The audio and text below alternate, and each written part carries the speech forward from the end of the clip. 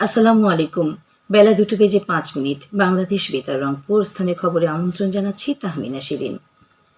আজ দেশ জুড়ে নানা আয়োজনের মধ্য দিয়ে বিশ্বকবি রবীন্দ্রনাথ ঠাকুরের ১৬৫তম জন্মবার্ষিকী উদযাপিত হচ্ছে। বাংলা ১২৬৮ সনের ২৫শে বৈশাখ বাঙালির জ্ঞানীর বাতিঘর রবীন্দ্রনাথ ঠাকুর কলকাতার জোড়াসাঁকোর ঠাকুরবাড়িতে জন্মগ্রহণ করেন। তিনি ছিলেন একাধারে কবি, ঔপন্যাসিক, সঙ্গীত স্রষ্টা, নাট্যকার, চিত্রকর, ছোট গল্পকার, প্রাবন্ধিক, অভিনেতা, কণ্ঠশিল্পী ও দার্শনিক। নওগাঁর আত্রাইয়ের পতিশর, কুষ্টিয়ার কুমারখালী উপজেলার শিলাইদহ ও অন্যান্য স্থানে বিভিন্ন কর্মসূচির মাধ্যমে রবীন্দ্রনাথ ঠাকুরের জন্মবার্ষিকী পালন করা হবে। বিশ্বকবি রবীন্দ্রনাথ ঠাকুরের ১৬৫তম জন্মবার্ষিকী উপলক্ষে আজ বিকেলে রংপুর জেলা শিল্পকলা একাডেমি মিলনায়তনে বিভিন্ন কর্মসূচির আয়োজন করা হয়েছে। জেলা প্রশাসন রংপুর ও জেলা শিল্পকলা একাডেমি এ কর্মসূচি আয়োজন করেছে। এই উপলক্ষে রংপুর শিশু একাডেমির উদ্যোগে আজ শিশুদের জন্য আবৃত্তি ও সঙ্গীত প্রতিযোগিতার আয়োজন করা হয়েছে। বিকেলে শিশু একাডেমি মিলনায়তনে এসব প্রতিযোগিতা অনুষ্ঠিত হবে। গাইবান্ধার সাঘাটা উপজেলা স্বাস্থ্য কমপ্লেক্সের হলরুমে হাসপাতাল ব্যবস্থাপনা কমিটির সভা আজ অনুষ্ঠিত হয়েছে।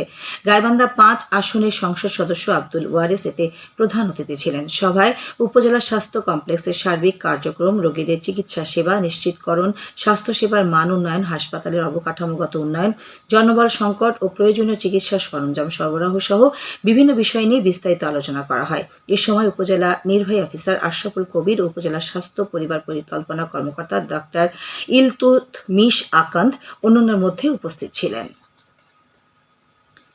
জয়পুরহাট ডায়াবেটিক সমিতি দ্বিবার্ষিক সাধারণ সভা আজ দুপুরে ডায়াবেটিস হাসপাতাল ভবনে কনফারেন্স রুমে অনুষ্ঠিত হয়েছে। সভায় প্রধান অতিথি ছিলেন জয়পুরহাট ১ আসনের সংসদ সদস্য ফজলুর রহমান সাইদ। ডায়াবেটিক সমিতির ভারপ্রাপ্ত সভাপতি অ্যাডভোকেট সওদাগর মিজানুর রহমানের সভাপতিত্বে অন্যান্যের মধ্যে জয়পুরহাট জেনারেল হাসপাতালের তত্ত্বাবধায়ক ডাক্তার সর্দার রাশেদ মোবারক ও জেলা বিএনপির আহ্বায়ক গুলজার হোসেন বক্তব্য রাখেন। গাইবান্ধার সাঘাটা উপজেলায় আজ মাদক বিরোধী অভিযানে ৫৫ পিস ইয়াবাসহ এক মাদক কারবারিকে আটক করেছে থানা পুলিশ। উপজেলার জুমারবাড়ি ইউনিয়নের খেয়াঘাট বাজার এলাকায় অভিযান পরিচালনা করে ফকির শেখ নামে এই মাদক কারবারিকে আটক করা হয়। এই ঘটনায় তার বিরুদ্ধে মাদক দ্রব্য নিয়ন্ত্রণ আইনে মামলা দায়ের করা হয়েছে। এদিকে রংপুর নগরীর কোতোয়ালি থানাধীন নিউ জুম্মাপাড়া সুইপার কলোনি এলাকায় গতরাতে অভিযান পরিচালনা করে ১০ পিস ইয়াবাসহ মেরাজ হোসেন নামে এক আসামিকে গ্রেপ্তার করেছে গোয়েন্দা পুলিশ।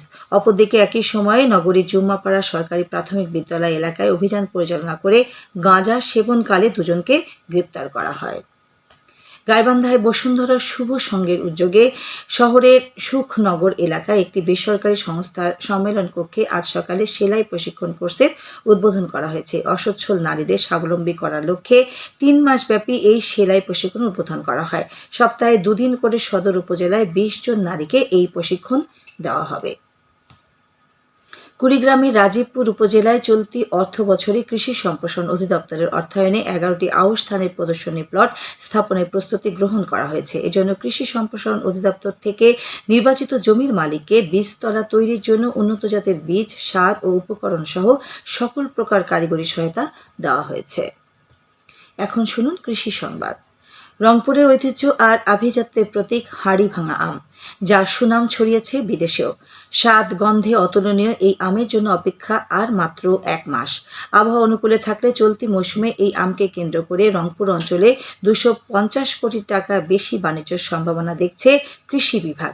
কৃষি সম্প্রসারণ অধিদপ্তরের অতিরিক্ত পরিচালক সিরাজুল ইসলাম জানান, হাড়িভাঙা আমের বৈশিষ্ট্য হলো এটি আঁশবিহীন, মিষ্টি ও সুস্বাদু। এই আমের আটিও খুব ছোট, চামড়াও পাতলা। প্রতিটি আমের ওজন হয় ২০০ থেকে ৩০০ গ্রাম।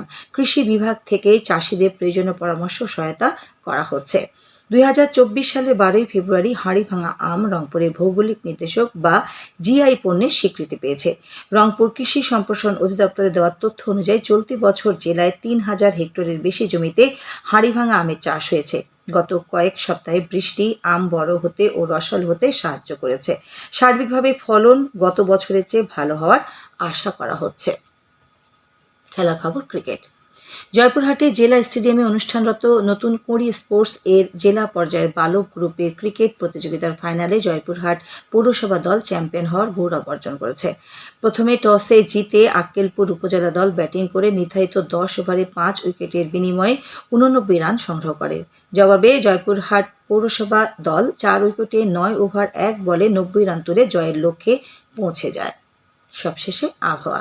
আজ সন্ধ্যে 6টা পর্যন্ত অভ্যন্তরীণ নদী বন্দরগুলোর জন্য পূর্বাভাসে বলা হয়েছে রংপুর, দিনাজপুর, বগুড়া, টাঙ্গাইল ও ময়মনসিংহ অঞ্চলসমূহের উপর দিয়ে পশ্চিম উত্তর পশ্চিম দিক থেকে ঘন্টায় 45 থেকে 60 কিলোমিটার বেগে দমকা থেকে ঝোড়ো হাওয়া বয়ে যেতে পারে। সেই সঙ্গে বৃষ্টি অথবা বজ্রসহ বৃষ্টিপাতের সম্ভাবনা রয়েছে। এসব এলাকার নদী বন্দর সমূহকে 1 নম্বর সতর্কতা সংকেত দেখাতে বলা হয়েছে। খবর শেষ হলো। আমাদের পরবর্তী স্থানীয় খবর প্রচারিত হবে সন্ধে 7টায়।